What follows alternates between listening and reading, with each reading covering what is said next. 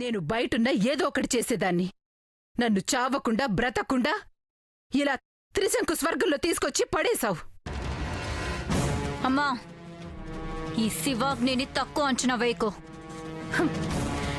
ఎక్కువ అంచనా వేసుకుని పొరపాటు పడుతున్నాం.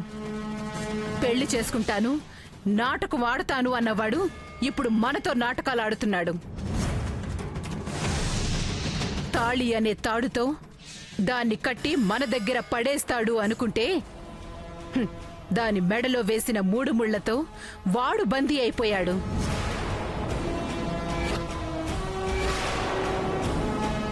ఇక ఈ శోభనం కూడా జరిగిందా, వాడు పూర్తిగా మనకి దూరమైపోతాడు. జరగనివ్వను. అరవటం, ఆవేశపడ్డం తప్ప ఏం చేయలేకపోతున్నావు శివాగ్ని. నీ వల్ల కాదంటే తప్పుకో. జనం దృష్టిలో చచ్చిన నేను దెయ్యాన్నై తిరిగొస్తాను. నా దారిలో నేను చేస్తాను. అమ్మా, అంత చేతకాంది కాది శివాగ్ని. ఆ శోభనం జరగకుండా నా ఏర్పాట్లు నేను చేశాను. ఏం చేశావు? విషయం నా చేయి దాటిపోయిందని అర్థమై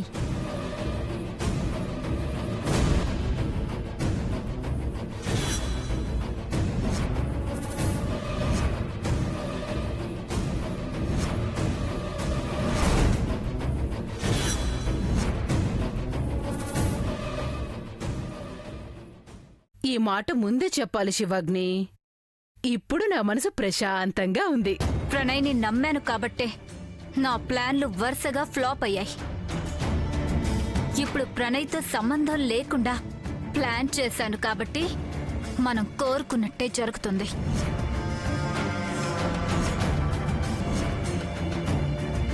నాకు కావలసింది మనం కోరుకున్నది జరగడం. అందుకే కదా సజీవ సమాధి అయిన యోగినిలా ఇక్కడ పడున్నాను. నీ కష్టానికి ఫలితం ఉంటుంది. చూస్తానుగా. చూసేటట్లు నేను చేస్తానుగా.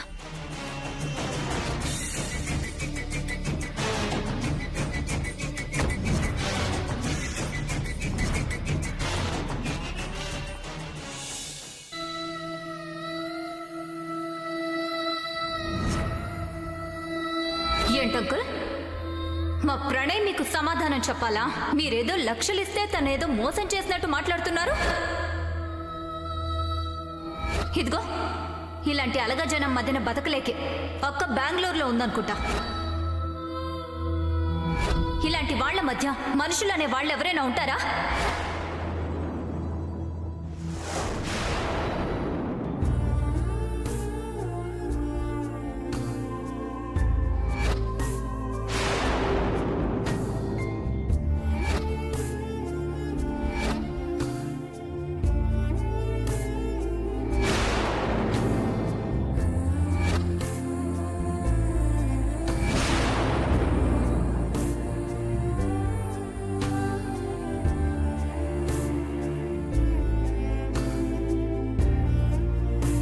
శివాగ్ని మాటలకి ఆంటీ బాగా అప్సెట్ అయినట్టున్నారు.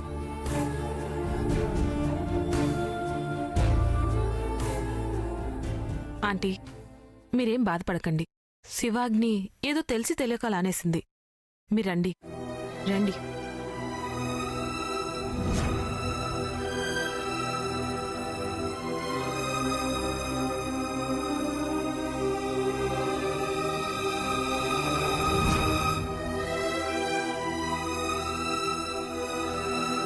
ప్రేమ, నువ్వు కూడా ఏంటి? ఇంట్లో ఈరోజు ఫంక్షన్ ఉంది, అది మర్చిపోయి అందరూ ఇలా మూడ్ ఆఫ్ లో ఉంటే ఇలా?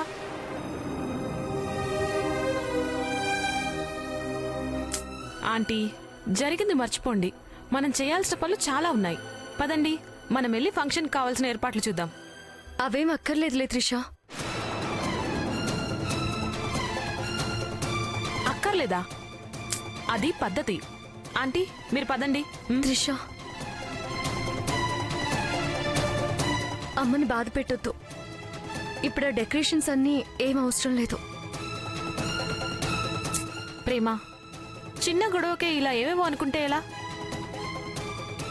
ఇలా ఏమీ ఏర్పాటు చేయకుండా వదిలేస్తే వచ్చిన వాళ్ళు ఏంటిది అసలేం పట్టించుకోవట్లేదు అని ఫీల్ అవుతారు.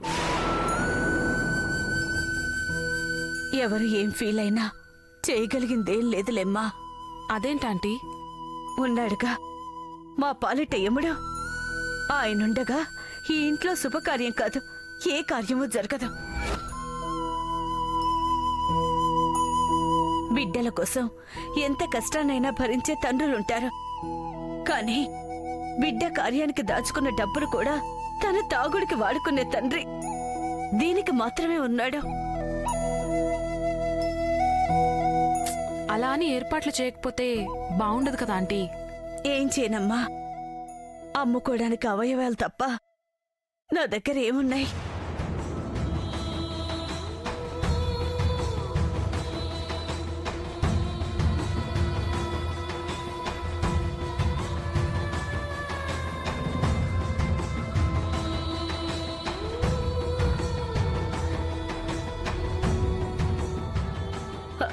ఇవన్నీ ఎవరు పంపించారండి? నేనే తీసుకొచ్చానమ్మా.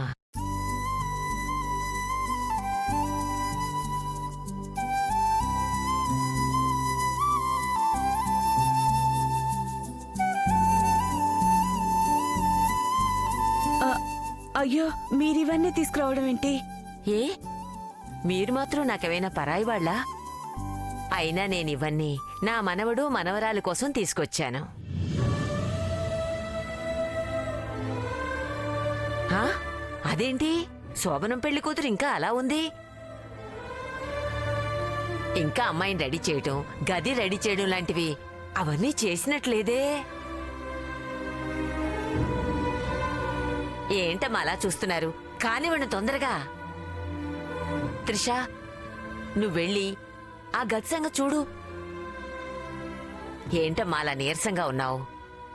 శుభ్రంగా మొహం కడుక్కుని రాపో. కొత్త పెళ్లి కూతురంటే ఎప్పుడు చూసినా అప్పుడే విరిసిన కలవ పువ్వులా ఉండాలి. వెళ్ళమ్మా వెళ్ళు. త్రిషా, తీసుకెళ్ళు. ఉమ్.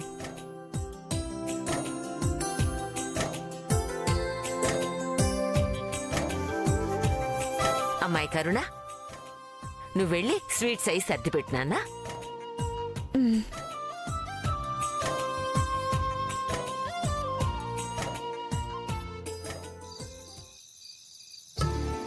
అబ్బబ్బబ్బా, ఇల్లు చక్కబెట్టడం కంటే శోభనం గది డెకరేట్ చేయడం చాలా కష్టమని నాకు ఈరోజు అర్థమైంది. అవునా? మరే ఆ గది మాత్రమే ఎందుకు అలా అలంకరించారో తెలియదు గాని పూలని స్వీట్లని అన్ని నాతోనే పెట్టించారు. నేను కూడా చాలా హెల్ప్ చేశాను. రేపు నీ పెళ్ళయ్యాక మేం కూడా అలాగే హెల్ప్ చేస్తాంలే. అసలు ఎందుకు ఆ డెకరేషను? అది మీకు ఇప్పుడు చెప్పినా అర్థం కాదులే కానీ మనం సెకండ్ షో సినిమాకి వెళ్దామా? ఓ వెళ్దాం. త్రిష, నువ్వు ఉండవే. పాల గ్లాస్ తో పక్కన తోడుగా రానివ్వరు. అలా అని కాదు, నువ్వు లేకపోతే నాకు భయంగా ఉంటుంది. ఎందుకే భయం? గదిలో డెకరేషన్ పూర్తయ్యాక నా ఫ్యూచర్ గుర్తొచ్చి నాకే కాసేపు బయటికి రాబుద్ది కాలేదు. ఏంటా గుసగుసలు? నీకన్నీ కావాలి. నువ్వు సినిమాకి వస్తావా రావా? వస్తాను. మరి వెళ్ళి రెడీ అవ్వండి. అలాగే. ఈ రాత్రి మీ రాత్రి. సో మేము అలా సినిమాకెళ్ళి మిమ్మల్ని ఏకాంతంగా వదిలేస్తాం. నాకు భయంగా ఉంది. ఎందుకే భయం? తెలియట్లేదు. హా, పోనీ ఓపెన్ చేద్దాం. ఏంటది? నీకొక స్లీపింగ్ పిల్ ఇస్తాను. ప్రణయ్ తాగే పాలల్లో కలిపే అలా పడుంటాడు. అదేంటి అలా సలహా ఇస్తున్నావు? మరి నీకు నచ్చిన నువ్వు మెచ్చిన ప్రణయ్ దగ్గరికి వెళ్ళడానికి భయం అంటే మరి నేనేం చేయాలి? అలా అని కాదు. గదిలోకి వెళ్లేంత వరకు ప్రతి అమ్మాయి చెప్పే కబుర్లివే. పాల గ్లాసు, పందిరి మంచం, మల్లెపూలు, మధ్యలో ప్రణయ్. కాని కాని ప్రేమ. ఛీ, పోవే. ఆ మాట అంటావని తెలిసేగా మేమందరం సినిమాకి వెళ్తున్నాం. ప్రణయ్, అందరం సినిమాకి వెళ్తున్నాం. కార్ కావాలి. అదేంటి ఏదో అన్నారు? అందరం సినిమాకి వెళ్తే ఎలా?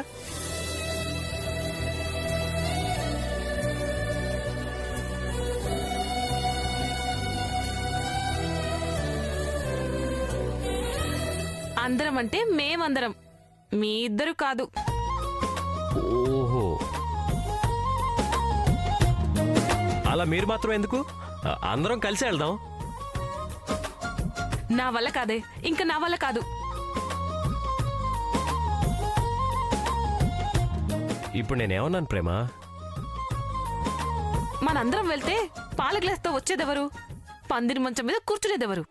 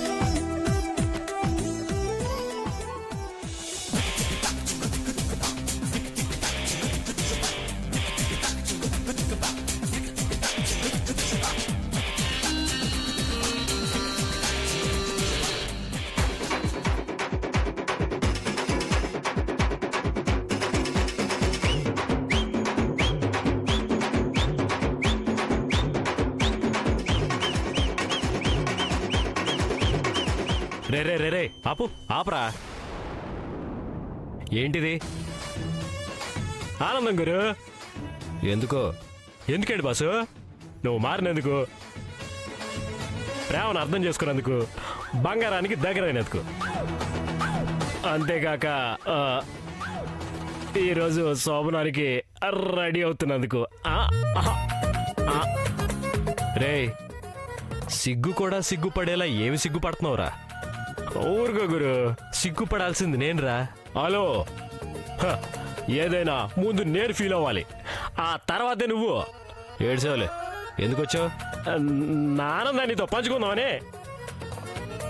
ఆ మల్లె పువ్వులు గోళ్ళు ఆపు. ఆ పాత పాట తప్ప ఇంకేం దొరకలేదా నీకు? ఇదిగా బాసు, కొత్త పాటలు వినడానికి మాత్రమే. అదే పాత పాటలు అయితే పాడుకోవడానికి పనికొస్తాయి. కాసేపు నన్ను ఒంటరిగా వదిలేరా. చూసావు గురు, ఎంతగా మారిపోయావు? ఆత్మనే వద్దంటున్నావు. అది కాదులేరా, ఏదో కాసేపు అలా.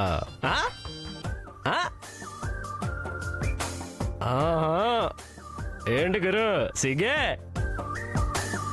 అరే ఏ, ఇప్పుడు పోతావా పోవా? ఏమైనా ఇన్ని రోజులకి హ్యాపీగా ఉన్నాను బాసు. కాసేపు కబుర్లు చెప్పుకుందాం. నీ కబుర్లు చెప్పడానికి ఎంతకంటే మంచి టైం దొరకలేదురా. మనకి టైమే ఉంది బాసు. నీలో ఉంటా, నీతో ఉంటా. రావాలన్నప్పుడు బయటకు వస్తా, వద్దనుకుంటే లోపలే ఉండిపోతా. ఏమైనా నువ్వు సూపర్ బాసు. ప్రేమని అర్థం చేసుకున్నావు, పెళ్లి చేసుకున్నావు, దాంతో ఆనందంగా కొత్త జీవితాన్ని మొదలెడుతున్నావు. నేను ఇంక ఇబ్బంది పెట్టలే కానీ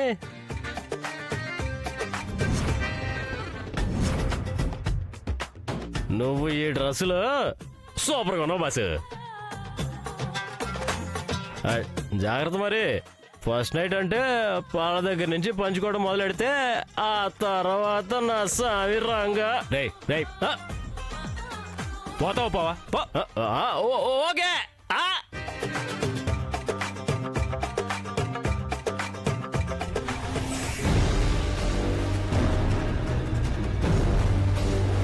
అంకుల్ ఒక చోట కనిపించారు,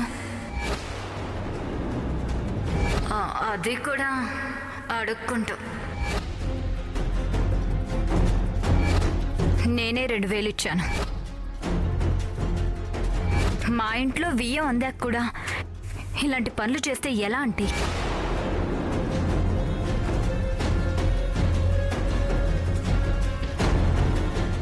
నాన్న, ఏంటమ్మా?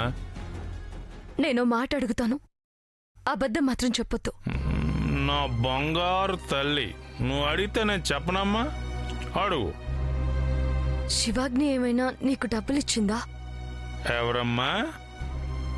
శివాగ్ని నీకు డబ్బులు ఏమైనా ఇచ్చిందా? డబ్బులా? క్వార్టర్ మందికి డబ్బులు లేక అల్లాడుతుంటే నాకు డబ్బులు ఇచ్చేది ఎవరమ్మా? నిజంగా ఇవ్వలేదా? చూడు తల్లి, నాకు డబ్బులు ఇచ్చి మందు పోసిన వాళ్ళని అంత సులభంగా మర్చిపోనమ్మా. నాకెవరు ఒక్క రూపాయి కూడా ఇవ్వలేదమ్మా.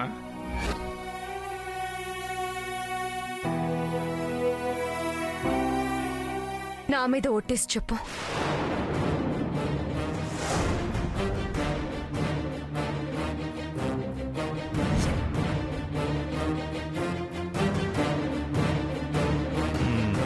అమ్మా, తాగడానికి అబద్ధం చెప్తానమ్మా గాని తాగి అబద్ధం చెప్పడమ్మా మీ నాన్న. నిజంగా ఆ శివాగ్ని కాదు కదా, ఎవరు నాకు ఒక్క రూపాయి కూడా ఇవ్వలేదు. ఇప్పుడు కావాలంటే ఎవరి మీదైనా సరే ప్రామిస్ చేసి చెప్తాను, నా మీద ఒట్టేసి చెప్తాను. నాకెవడు రూపాయి కూడా డబ్బులు అసలు ఇవ్వలేదమ్మా, ఇవ్వలేదని చెప్తున్నాను కదా, నిజంగా ఇవ్వలేదు. మరి శివాగ్ని అలా ఎందుకు చెప్పింది? అందరి ముందు తక్కువ చేసి మాట్లాడడానికే అబద్ధం చెప్పిందన్నమాట. కావాలనే ఇలా చేస్తుందంటే ముందు ముందు ఇంకేం చేస్తుందో ఏంటో.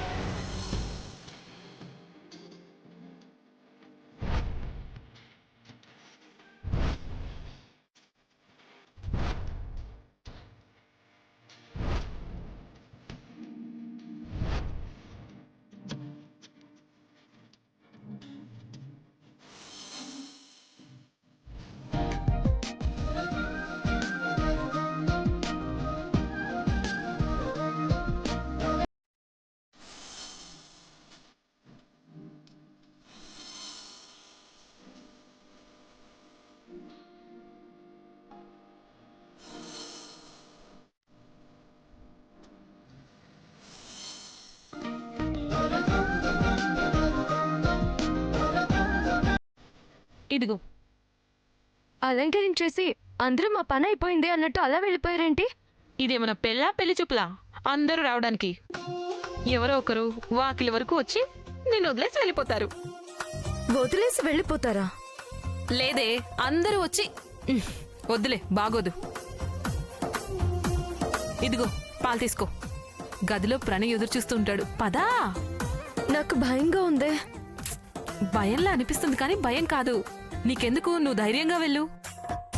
నిజంగానే ప్లీజ్ నా పరిస్థితి అర్థం చేసుకో. బాగా భయంగా ఉందా? చాలా. పాల గ్లాస్తో గదిలోకి వెళ్ళలేను అంటున్నావు.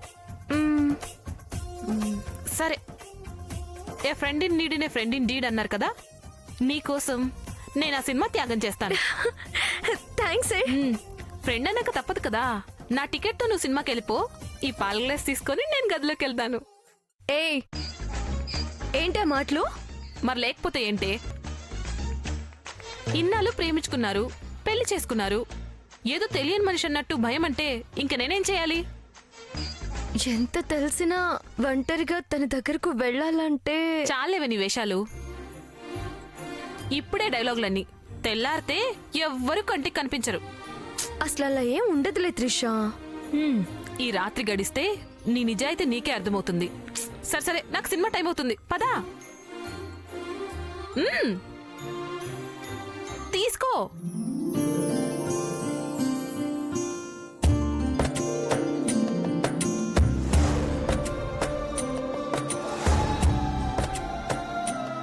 పదా.